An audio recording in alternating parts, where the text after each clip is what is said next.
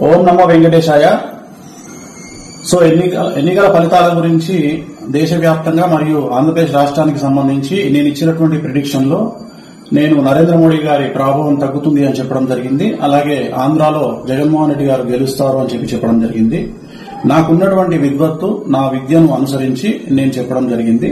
So నేను చెప్పిన దాంట్లో సెంట్రల్ లో మోడీ ఆధిపత్యం అనేటువంటిది తగ్గింది, ఒకటి జరిగింది. రెండవది ఆంధ్రప్రదేశ్ లో జగన్మోహన్ రెడ్డి గెలుస్తాడు అని నేను చెప్పినటువంటి ప్రిడిక్షన్ తప్పింది.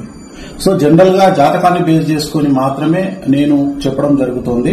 సో చాలా రోజుల నుండి నన్ను విమర్శిస్తూ ఉన్నవాళ్లు, నన్ను ట్రోల్ చేస్తూ ఉన్నవాళ్లు ఒక లక్ష్యంగా చేశారు. సో ఈ రోజు నేను చెప్పినటువంటి ప్రిడిక్షన్ 100% తప్పయింది.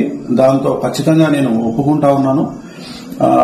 సో ఇన్ని రోజులు నాతో సహకరించి నాతో ఉన్న వాళ్ళకి, అలాగే ఇక ముందు నన్ను ఫాలో అయ్యి నాతో ఉండే వాళ్ళందరికీ కూడా మంగళాకాంక్ష. ఓం నమో వెంకటేశాయ. సో ఎన్నికల ఫలితాల గురించి దేశవ్యాప్తంగా మరియు ఆంధ్రప్రదేశ్ రాష్ట్రానికి సంబంధించి నేను ఇచ్చినటువంటి ప్రిడిక్షన్ లో నేను నరేంద్ర మోడీ గారి ప్రభావం తగ్గుతుంది అని చెప్పడం జరిగింది. అలాగే ఆంధ్రాలో జగన్మోహన్ రెడ్డి గారు గెలుస్తారు అని చెప్పడం జరిగింది. నాకున్నటువంటి విద్వత్తు, నా విద్యను అనుసరించి నేను చెప్పడం జరిగింది.